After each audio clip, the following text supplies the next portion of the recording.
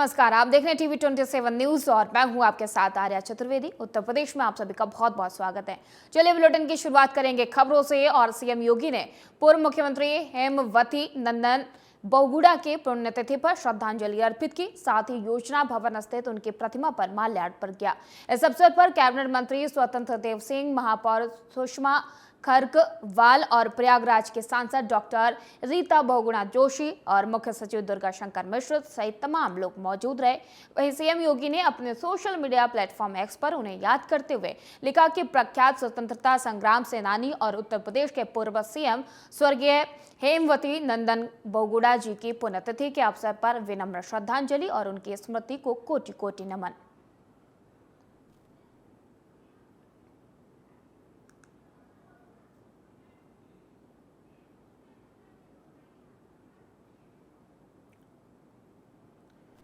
और गाय को राष्ट्रमाता घोषित कराने और गोकशी बंद करवाने के लिए वृंदावन से दिल्ली तक 15 दिवसीय नंगे पांव पदयात्रा कर रहे परम धर्माधीश और ज्योतिषापीठेश्वर और जगत गुरु शंकराचार्य स्वामी श्री अभुमुक्तेश्वरानंद सरस्वती महाराज को आज 80 घाट पर हजारों लोगों ने अपना आत्मीय समर्थन प्रदान किया।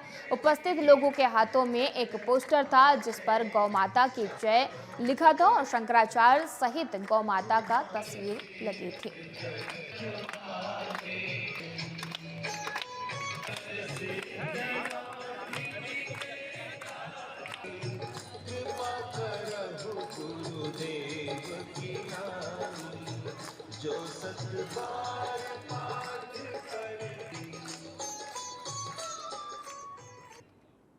और संभल में डिप्टी कलेक्टर वंदना मिश्रा के साथ ऑनलाइन फ्रॉड करने का मामला सामने आया है। अमेजॉन से मंगाए गए इलेक्ट्रिकल सामान की जगह डिलीवरी बॉय ने कलेक्टर को नैपकिन का पैकेट डिलीवर किया है। बता दें कि डिप्टी कलेक्टर ने ऑनलाइन यूपीआई के माध्यम से 30,000 रुपए का एडवांस पेमेंट किया था और इस मामले में डिप्टी कलेक्टर की कंपनी के खिलाफ शिकायत करने और कार्रवाई करने की मांग की है। 100 रुपए का या 100 से भी कमी का हम इनके खिलाफ उपभोक्ता फोरम भी जाएंगे और एफआईआर भी दर्ज करेंगे। हमने रेजमेट का ऑटो सी पैप मंगाया था और अमेजॉन के द्वारा हमें सी पैप की जगह पर नैपकिन आज डिलीवर किया गया है। कितने लोग पहुंचाना आए थे? एक डिलीवरी बॉय आया था। कितने रुपए का पैकेट था? हमारा 30,000 का ये था। 30,000 हमने प्रीपेड कर दिए थे एक सप्ताह पहले। ये कितने रुपए का आर्टिकल होगा? ये 100 रुपए का या 100 से भी कमी का होगा। क्या कार्रवाई करना चाहते हैं? हम इनके खिलाफ उपभोक्ता फोरम भी जाएंगे और एफआईआर भी दर्ज करेंगे। और मुजफ्फरनगर में एसएसपी अभिषेक सिंह का ऑपरेशन क्लीन जारी है, जहां पुलिस मुठभेड़ में पुलिस ने 2 बदमाशों को धर दबोचा। मुठभेड़ के दौरान पुलिस की गोली लगने से दोनों बदमाश घायल हो गए। घायल बदमाशों को इलाज के लिए अस्पताल में भर्ती कराया गया। बदमाशों के कब्जे से एक तमंचा, जो 2 जिंदा कारतूस और बाइक बरामद की गई है। पूरी घटना चरथावल क्षेत्र के कुल्हेड़ी जंगल की बताई जा रही है।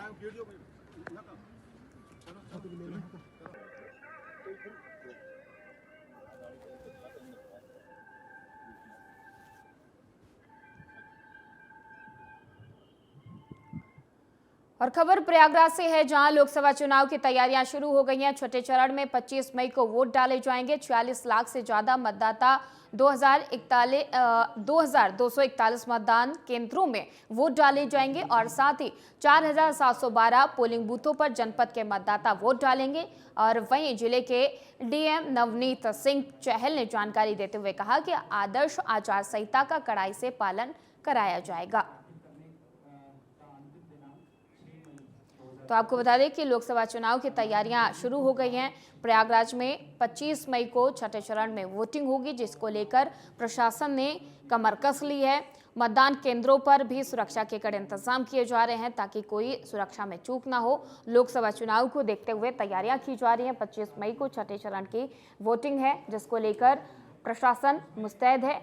2,241 मतदान केंद्रों पर वोटिंग की जाएगी और लोकसभा चुनाव को देखते हुए प्रशासन ने कमर कस ली है। सुरक्षा के कड़े इंतजाम किए जा रहे हैं। साथ ही आदर्श आचार संहिता का उल्लंघन ना हो, इसके लिए भी कड़ाई से पेश आया जाएगा और उसका कड़ाई से पालन करवाने की कोशिश प्रशासन की तरफ से जारी है। प्रशासन ने तैयारियां शुरू कर दी हैं।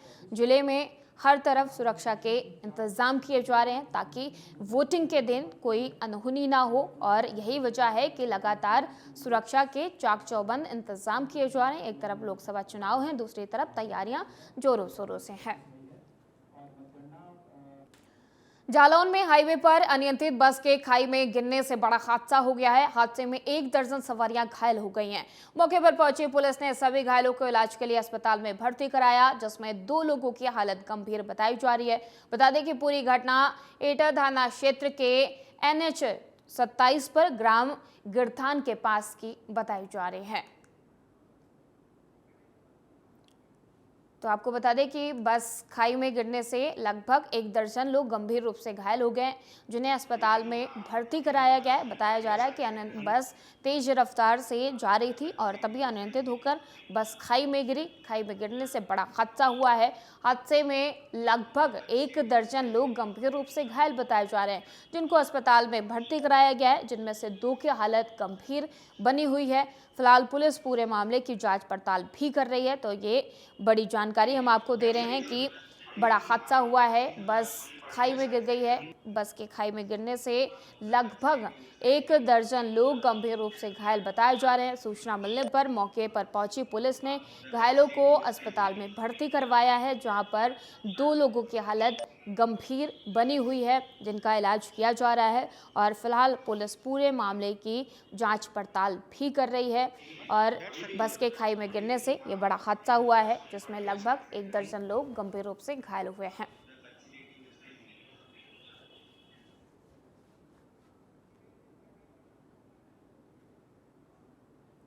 और विवेक त्रिपाठी संवाददाता हमारे साथ इस खबर पर जुड़ चुके हैं। विवेक, क्या कुछ जानकारी है? यह हादसा हुआ है, लगभग 1 दर्जन लोग गंभीर रूप से घायल बताए जा रहे हैं। क्या कुछ तस्वीरें हैं, उनकी स्थिति कैसी है? क्या अभी तस्वीरें निकलकर सामने आ पा रही हैं? विवेक जी आर्या जी, बता दूं कि ये पूरा मामला NH 27 पर 8 थाना क्षेत्र के गिरथान के पास का ये पूरा मामला है जी, जहाँ से शताब्दी बस अनियंत्रित होकर के खाई में पलट गई, जिसमें लगभग 1 दर्जन यात्री घायल हुए हैं। जी आर्या जी बिल्कुल विवेक, लेकिन ये भी बताया जा रहा है कि 2 लोगों की हालत गंभीर बनी हुई है। उनको किसी दूसरे अस्पताल में शिफ्ट किया गया है या वहीं पे इलाज चल रहा है? क्या कुछ जानकारी मिल पा रही है? उनकी स्थिति अभी फिलहाल क्या है, स्थिर है या अभी भी गंभीर बनी हुई है? विवेक जी, आपको बता दें कि ये घायलों की अगर हम बात करें तो घायल लगभग 1 दर्जन से अधिक लोग घायल हुए हैं और सभी घायलों को जिला अस्पताल भेजा गया था, जिसमें देखा जाए मुख्य रूप से 2 लोगों को अत्यधिक गंभीर चोटें हैं। फिलहाल अभी स्थिति नाजुक बनी हुई है। आगे जैसी स्थिति होगी आपको जो है सूचित किया जाएगा। जी मैम बिल्कुल, बहुत बहुत धन्यवाद विवेक तमाम सारी जानकारी देने के लिए। और मैनपुरी में नवविवाहिता की बिजली के करंट लगने से मौत हो गई है। सूचना पर पहुंची पुलिस ने शव को कब्जे में लेकर पोस्टमार्टम के लिए भेज दिया है। बता दें कि घर में साफ सफाई के दौरान महिला को करंट लगा है। पूरा मामला औचा थाना क्षेत्र के एक गांव का बताया जा रहा है, जहां पर साफ सफाई के दौरान महिला को करंट लग गया है और करंट लगने से महिला की मौत हो गई। फिलहाल पुलिस मामले की जांच पड़ताल कर रही है।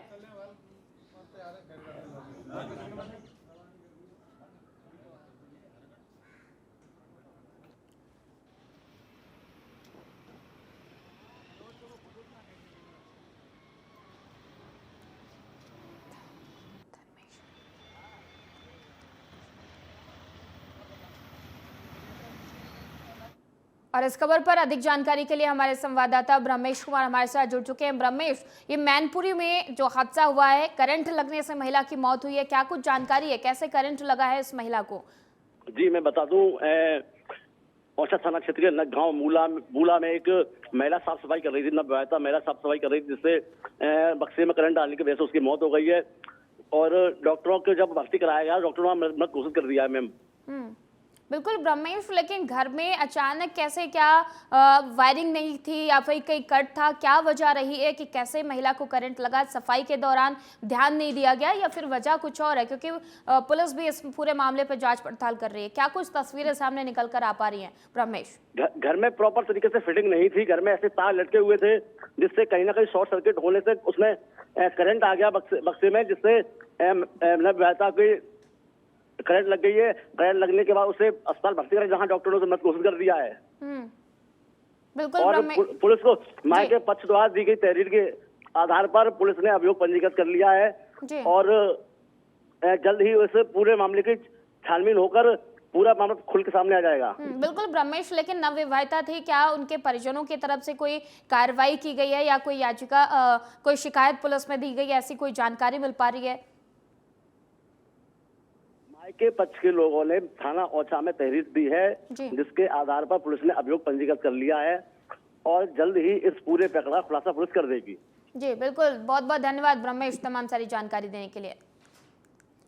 और जौनपुर में राजस्व विभाग और पुलिस ने कड़ी कार्रवाई की है। जलालपुर थाना पशु तस्कर बबलू नट के घर पर बुलडोजर चलाया गया है। वहीं बबलू नट से सरकारी जमीन कब्जा मुक्त कराई गई है। जलालपुर क्षेत्र के मंझगवा कला गांव के में कार्रवाई की गई है, जहां पर बबलू नट के से सरकारी जमीन को कब्जा मुक्त कराया गया है। तो लगातार अवैध कब्जे पर प्रशासन का पीला पंजा चलाया जा रहा है और बताया जा रहा है कि बबलू नट पशु तस्कर है, जिसके खिलाफ ये कार्रवाई की गई है और जहां पर जिस जमीन पर कब्जा किया गया था वो जमीन आखिरकार सरकारी थी, जिसे कब्जा मुक्त कराया गया है।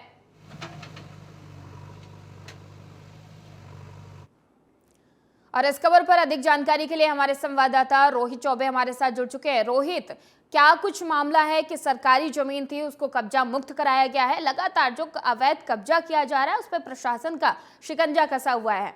रोहित, मैं आपको बता दें मैम कि थाना जलालपुर अंतर्गत जो ये आक्रमण किया गया था, ये सरकारी जमीन पे कब्जा किया गया है, जो कि पशु तस्कर था। ये काफी दिन से सरकारी जमीन कब्जा करके उस पर मकान तक बनवा लिया था, जो कि प्रशासन के बुलडोजर लगातार मुख्यमंत्री योगी आदित्यनाथ ने लगातार हर जगह आप हर जिले में चलवा रहे हैं। ऐसे बुलडोजर रात में आज कल लगभग शाम को प्रशासन द्वारा बुलडोजर चलाया गया, उनका मकान उनकी संपत्ति को जब्त किया गया। जी बिल्कुल रोहित, लेकिन जो बबलू नट है वो पशु तस्कर बताया जा रहा है। क्या बबलू नट के खिलाफ पहले भी कोई कार्रवाई की गई थी या ये पहली कार्रवाई प्रशासन की तरफ से की गई है? पहले इसके ऊपर कार्रवाई किया गया था, जो कि पशु तस्कर था, जो कि बनारस जिसका पशु तस्कर का बहुत बड़ा कारोबार चलता था, जो कि रात में लदवा कर लोगों से खरीदारी करके पशु को लोग बाहर भेजा जाता था, सप्लाई किया जाता था। इसके ऊपर एक 2-4 मुकदमे जलालपुर थाना अंतर्गत में दर्ज किया गया था, जो कि प्रशासन द्वारा उचित कार्रवाई करते हुए इसकी जमीन को कुर्क किया गया। जी बिल्कुल रोहित, लेकिन ये जो जमीन को अब कब्जा मुक्त कराया गया है उसकी कीमत क्या है और किसी ने क्या इसका विरोध किया जब ये इसे कब्जा मुक्त कराया जा रहा था, जब यहाँ पर प्रशासन का बुलडोजर चलाया जा रहा था? किसी की तरफ से कोई विरोध किया गया या फिर इसकी अगर कीमत पूछी जाए लगभग कितनी रही होगी? नहीं, इस पे किसी का कोई विरोध नहीं हुआ। इसकी कीमत लमसम 25 से 30 लाख रुपए बताया जा रहा था प्रशासन द्वारा, जो कि यह जमीन सरकारी जमीन थी, जो बंजर जमीन था। इस पर यह कब्जा करके काफी दिनों से रखा था, जो कि प्रशासन को जब इसकी सूचना मिली, प्रशासन मौके पर जाकर हमारे एसडीएम किराकत जो कि सुनील भारती द्वारा यह आक्रमण को बुलडोजर से ध्वस्त किया गया। बिल्कुल रोहित, अवैध कब्जे के खिलाफ प्रशासन का लगातार बुलडोजर चल रहा है और उन पर शिकंजा कसा जा रहा है। बहुत बहुत धन्यवाद रोहित तमाम सारी जानकारी देने के लिए। और मिलेरिया थाना क्षेत्र के डिडिया बाजार में जमीनी विवाद को लेकर दो पक्षों में मारपीट हो गई है, जिसमें एक पक्ष ने दूसरे पक्ष को लाठी डंडों और कुल्हाड़ी से मारपीट कर गंभीर रूप से घायल कर दिया। बता दें कि हादसे में आधा दर्जन से अधिक लोग घायल हो गए हैं। वहीं सूचना मिलने पर मौके पर पहुंची पुलिस ने घायलों को उपचार के लिए जिला अस्पताल भेज दिया है। साथ ही पीड़ित की तहरीर के आधार पर नामजद आरोपियों के खिलाफ मुकदमा दर्ज कर घटना की जानकारी शुरू कर दी है।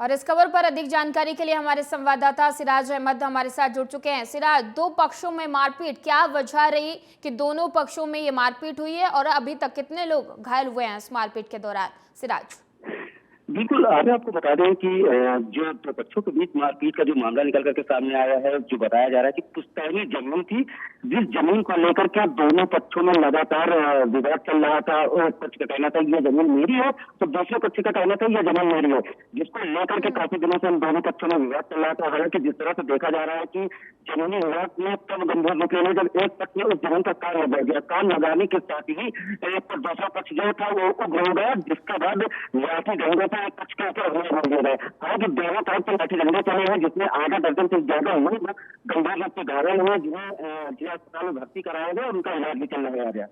बिल्कुल सिराज, लेकिन क्या किसी के पक्ष के तरफ से, दोनों पक्षों में किसी ने भी पुलिस में तहरीर दी है इस मामले को लेकर, मारपीट को लेकर, या फिर जमीनी विवाद जो था उसको लेकर किसी भी पक्ष की तरफ से कोई तहरीर दी गई है क्या सिराज? दोनों पक्षों का साफ तौर पर यही कह रहे हैं कि यह जमीन मेरी है। तो यही जांच का विषय है कि आखिर जमीन किसकी है, लेकिन अब तक जो है दोनों पक्ष जमीन तक कर रहे हैं कि यह जमीन मेरी है, दूसरे पक्ष का भी कहना है ये जमीन मेरी है। लेकिन जिस तरह से देखा जा रहा है, अभी जो पूरी तरह से दिखाई नहीं हो पाया कि जमीन किसकी है और किस बात को लेकर विवाद हो रहा है। हालांकि जिस तरह से देखा जा रहा है तो उत्तर प्रदेश सरकार जो है जमीनी विवाद को लेकर के काफी गंभीर नजर आती है, लेकिन उसके बाद भी राजधानी में जिस तरह का मामला निकल करके सामने आ रहा है, हालांकि इस तरह की घटनाएं जमीनी विवाद में निकल करके आएंगी, कहीं ना कहीं को लेकर के हो सकता है, क्योंकि जिस तरह से आधा दर्जन लोग घरों में जिनकी हालत गंभीर बनी हुई, लगातार जिंदगी और मौत के बीच में जूझ रहे हैं। बिल्कुल, बहुत बहुत धन्यवाद सिराज तमाम सारी जानकारी देने के लिए।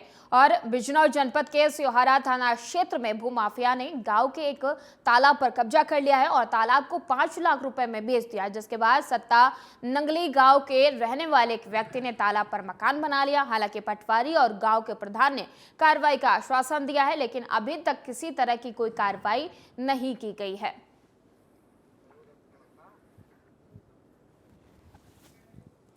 तो आपको बता दें कि तालाब पर भूमाफिया ने कब्जा किया और उसके बाद इस जमीन को 5 लाख रुपए में दूसरे व्यक्ति को बेच दिया गया है। जानकारी ये मिल पा रही है कि इस कब्जा मुक्त जमीन पर जिस युवक ने ये जमीन खरीदी उसने अपना मकान बना लिया है, लेकिन अभी तक प्रशासन की तरफ से कोई कार्रवाई नहीं की गई है। ये भी कहा जा रहा है कि प्रधान की तरफ से इस पूरे मामले पर कार्रवाई की जाएगी।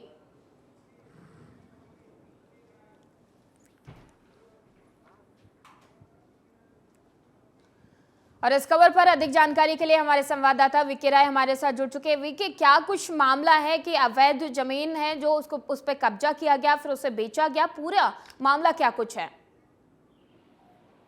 मैं बताना चाहूंगा, जनपद बिजनौर के सिवारा थाना क्षेत्र का गांव पड़ता है सत्ता नंगली। इसमें एक जो तालाब है, तालाब पर जो है मकान बनाया था पहले भूमाफिया ने, फिर उसके बाद में इसको 5 लाख में सेल किया है, जिसकी सूचना गांव वालों ने उसको एसडीएम को दी थी। एसडीएम साहब ने इसको पटवारी को भेजा था, जो कि जांच पड़ताल में वो जो अवैध जो मकान था तालाब पर ही बनाया गया, फिर भी उसके बाबत भी इस पर कोई कार्रवाई नहीं की गई है, जिसमें 5 लाख की धनराशि लेकर गई। उसने जो मकान सेल किया था, इसी तरीके से एक मकान और सेल किया था उसी तालाब पर। उसने जमीन का भराव किया, फिर उस मकीन को प्लेन बेच दिया था। इस जमीन पर मकान बना करके सेल किया है 5 लाख में। बिल्कुल बीके, लेकिन सवाल तो ये उठ रहा है ना कि इतना सब कुछ होता रहा, जमीन को पर कब्जा किया गया, उसको बेच दिया गया, किसी ने मकान भी बना लिया, लेकिन प्रशासन की तरफ से अभी कोई कार्रवाई नहीं की गई। प्रशासन के कान पे कोई जू नहीं रहेगा अभी तक, या किसी ने अभी तक कोई शिकायत नहीं की बीके? देखिए, इस तरह की जो गांव में जो तालाब होते हैं, इस तरह की घटनाएं होती रहती हैं, मगर मेन वजह ये है कि इस तालाब पर कब्जा होने के बाद फिर उसके बाद इसको सेल किया गया। ये बहुत बड़ी बात है, क्योंकि अगर तालाब के लिए कहीं गरीब के पास में कोई जमीन कम होती है तो वो तालाब के पास में थोड़ा सा काम करके और कुछ भराव करके मिट्टी से वो घर भी बना लेते हैं, फिर उसके बाबत वो रहते भी हैं। मगर शिकायत तब हो जाती है जब वो पेचीदा मामला होता है। क्योंकि ग्राम प्रधान ने ये बताया है कि 5 लाख में ये सेल किया है मकान, सिवारा थाना क्षेत्र की घटना है। उसके बाद इस थाना क्षेत्र में जो शिकायत की गई थी, मौके पर पटवारी मौजूद थे, ग्राम प्रधान और गांव के मौजूदा लोगों ने शिकायत की थी। लेकिन बीके, सवाल तो यहाँ पर यह भी उठता ना कि क्या इस प्रधान को इस पूरे मामले की जानकारी नहीं थी? जानकारी थी तो उसके बाद कोई कदम उनके तरफ से क्यों नहीं उठाया गया? सवाल तो ये भी खड़ा हो रहा ना बीके। देखिए, ये तालाब का जो रकबा है वो काफी बड़ा है, क्योंकि इस पर कुछ मकान पहले भी बने हुए हैं, उनकी कोई शिकायत नहीं की। मैंने ये भी कहा है, उन लोगों ने ये भी कहा है कि शिकायत नहीं होने का कोई मतलब ही नहीं था, मगर ये शिकायत इस वजह से की गई क्योंकि इस मकान को 5 लाख में सेल किया गया है। जी बिल्कुल बीके, लेकिन सवाल ये है कि क्या अब इस पे पूरे मामले पर कोई कार्रवाई की जाएगी या कोई कार्रवाई करने का आश्वासन किसी की तरफ से दिया गया है? देखिए मौके पर जो ग्राम प्रधान हमें मिले उनसे हमारी जो बात हुई, उन्होंने कहा कि कार्रवाई की जाएगी। वो उन्होंने एसडीएम साहब को जो सूचना दी है, लिखित में तो नहीं दे पाए हैं वो, मगर उन्होंने सूचना मौखिक फोन पर दी है। उनके बाबत उन्होंने पटवारी जी को भेजा। पटवारी ने आकर मौके पर उसकी जांच पड़ताल की, क्योंकि वो मकान ही तालाब में बनाया गया था। उसकी सेल 5 लाख में की गई है। जी बिल्कुल, बहुत बहुत धन्यवाद बीके तमाम सारी जानकारी देने के लिए। और इस वक्त बड़ी खबर सामने आ रही है, यूपी में 4 विधानसभा सीटों पर उपचुनाव होगा। लोकसभा चुनाव के साथ विधानसभा का भी उपचुनाव होगा। ददरौल और लखनऊ पूर्व सीट पर उपचुनाव होगा। गौंसडी और दूधी विधानसभा की सीट पर उपचुनाव होगा। ददरौल विधानसभा सीट पर 13 मई को मतदान होगा। तो यूपी में 4 उपचुनाव होंगे। विधानसभा की सीटों पर ये उपचुनाव करवाए जाएंगे।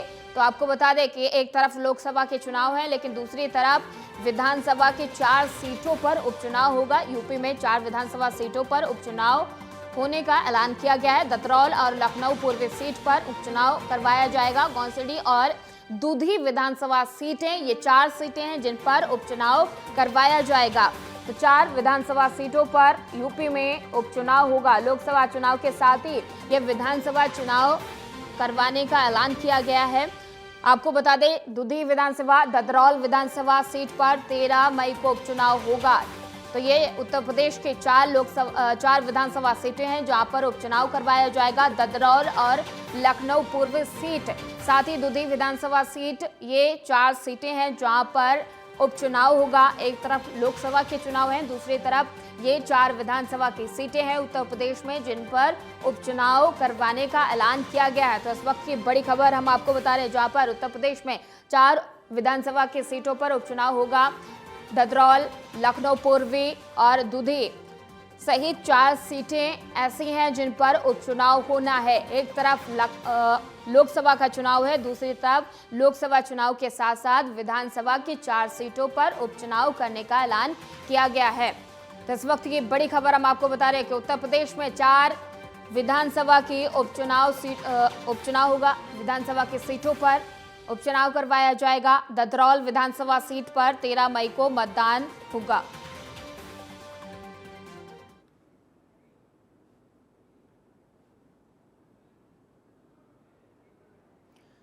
और आरएलडी के राष्ट्रीय महासचिव सपा में शामिल हो गए। इस वक्त की बड़ी खबर हम आपको बता रहे हैं कि पूर्व मंत्री अकीरुल रहमान खान हुए सपा में शामिल और टिकट की मांग कर रहे थे अकील रूम। तो आपको बता दें कि इस वक्त की बड़ी खबर हम आपको बता रहे हैं, टिकट की इनके तरफ से मांग की जा रही थी। अकील रूम रहमान जो आरएलडी के मंत्री थे और सपा में शामिल हुए हैं, आरएलडी के राष्ट्रीय महासचिव सपा में शामिल हुए हैं। पूर्व मंत्री रह चुके हैं ये, जो अब सपा में शामिल हो गए हैं। इस वक्त की बड़ी खबर हम आपको बता रहे हैं, आरएलडी के राष्ट्रीय महासचिव सपा में शामिल हो गए हैं। चुनाव से पहले आरएलडी को बड़ा झटका लगा है। आरएलडी के राष्ट्रीय सचिव थे, वो सपा में शामिल हो गए। उन्होंने सपा का दामन थाम लिया है। आरएलडी के राष्ट्रीय महासचिव सपा में शामिल हो गए हैं। इस वक्त की बड़ी खबर हम आपको बता रहे हैं, लोकसभा चुनाव से पहले आरएलडी को बड़ा झटका लगा है। आरएलडी के जो राष्ट्रीय सचिव थे वो सपा में शामिल हो गए हैं। उन्होंने सपा का दामन थाम लिया है। और इस वक्त की बड़ी खबर सूत्रों के हवाले से मिल रही है, प्रियंका गांधी चुनाव नहीं लड़ेंगी, राहुल भी अमेठी से चुनाव नहीं लड़ सकते हैं। सूत्रों के हवाले से ये बड़ी खबर सामने आ रही है। राहुल गांधी सिर्फ वायनाड से चुनाव लड़ेंगे, अमेठी रायबरेली से गांधी परिवार चुनाव नहीं लड़ेगा। ये सूत्रों के हवाले से जानकारी मिल रही है कि अब गांधी परिवार रायबरेली और अमेठी से चुनाव नहीं लड़ेगा। ना ही प्रियंका गांधी और ना ही राहुल गांधी चुनाव लड़ेंगे। राहुल गांधी सिर्फ केरल की वायनाड सीट से चुनाव लड़ेंगे। इस वक्त ये सूत्रों के हवाले से बड़ी जानकारी हम आपको दे रहे हैं। अमेठी रायबरेली से गांधी परिवार अब चुनाव नहीं लड़ेगा। ये वो सीटें हैं जहां पर गांधी परिवार का वर्चस्व काफी दिनों से रहा है, काफी पुराना रिश्ता इन सीटों से रहा है। चाहे अमेठी की बात कर ली जाए या रायबरेली की बात कर ली जाए, ये वो सीटें हैं जहां पर गांधी परिवार का दबदबा कई सालों से रहा है। लेकिन अब इस बार ना तो प्रियंका गांधी और ना ही राहुल गांधी इन सीटों पर, यह युग है कि गांधी परिवार इन सीटों से चुनाव नहीं लड़ेगा। ये सूत्रों के हवाले से बड़ी खबर मिल रही है।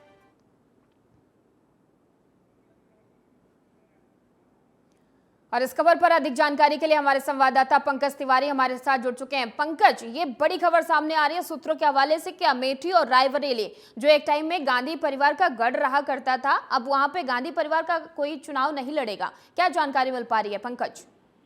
जी बिल्कुल, देखिए आपको बता दें कि ये अटकलें काफी पहले से लगाई जा रही थी कि इस बार राहुल गांधी अमेठी से चुनाव नहीं लड़ेंगे, सिर्फ और सिर्फ पुराने अपने चुनावी क्षेत्र केरल के वायनाड से चुनाव लड़ेंगे। लेकिन अब जो खबर निकल के सामने आ रही है सूत्रों के हवाले से, वो ये आ रही है कि गांधी परिवार का कोई भी मेंबर, यानी अब प्रियंका गांधी का भी नाम इसमें जुड़ गया है कि प्रियंका गांधी और राहुल गांधी, ये दोनों लोग अमेठी और रायबरेली की जो पुरानी कांग्रेस की परंपरागत सीट रही है वहां पे चुनाव नहीं लड़ेंगे। और ऐसा माना जा रहा है कि क्योंकि प्रियंका गांधी की जगह पे ऑप्शनल के तौर पे कहीं ना कहीं सुप्रिया श्रीनेत को कांग्रेस पार्टी इससे लड़ा सकती है। मे भी ऐसा हो सकता है क्योंकि महिला कैंडिडेट के लिए स्मृति ईरानी के विरोध में एक तरह से देखा जाए तो सुप्रिया श्रीनेत को बेहतर तरीके से कांग्रेस मानती है। तो अब देखने वाली बात होगी कि ये जो अमेठी की और रायबरेली की ये जो कांग्रेस की पुरानी परंपरागत सीट रही है, वहां पे जो बदला हुआ समीकरण है, कांग्रेस अपने कैसे चेहरे उतार रही है, क्योंकि ये बहुत बड़ी चुनौती है लोकसभा 2024 में कि अपनी इन दोनों परंपरागत सीट को कांग्रेस अपने पाले में जीत करके ला सके। तो ऐसे में जो वहां के माकूल समीकरण होंगे और जो जिताऊ उम्मीदवार होंगे उन्हीं को जो है कि मौका दिया जा सकता है। इसमें चर्चाएं ये भी चल रही है कि सुप्रिया श्रीनेत को इसमें मौका मिल सकता है। जी बिल्कुल पंकज, लोकसभा चुनाव की तारीखों का ऐलान हो चुका है।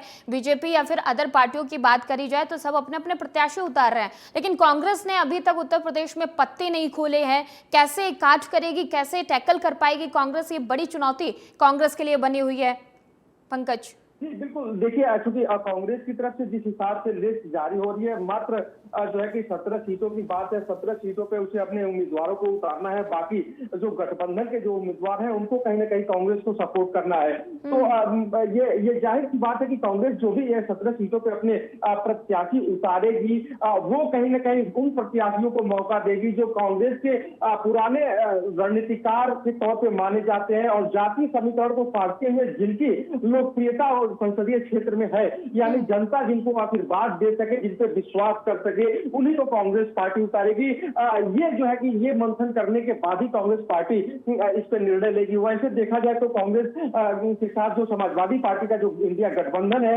उत्तर प्रदेश को लेकर के, समाजवादी पार्टी अपने उम्मीदवारों को उतार रही है, बाकी सहयोगी दलों को भी इसमें मौका दिया जा रहा है। लेकिन कांग्रेस कहीं ना कहीं कोई भी इस चुनाव में चूक करना नहीं चाहती है, जिसके चलते कांग्रेस की रणनीति अभी थोड़ी सी स्लो चल रही है। जी, लेकिन पंकज सवाल तो यहाँ पर यह भी खड़ा हो रहा है कि कांग्रेस उन राज्यों में ज्यादा मेहनत कर रही है जहां पर वो कुछ मजबूत है। बात अगर दक्षिण की कर ली जाए तो दक्षिण के वो तमाम राज्य हैं जहां पर कांग्रेस अपने धीरे धीरे पत्ते खोल रही है और वहां पर अपने प्रत्याशियों को उतारने की कोशिश कर रही है। लेकिन उत्तर प्रदेश जो सबसे ज्यादा सीटों वाला राज्य है, वहां पर कांग्रेस की तरफ से अभी तक ना तो पत्ते खोले गए हैं, ना प्रत्याशियों का ऐलान किया गया है। क्या कुछ तैयारी है इन लोगों की, क्या कुछ तैयारी कांग्रेस की तरफ से की जा रही है?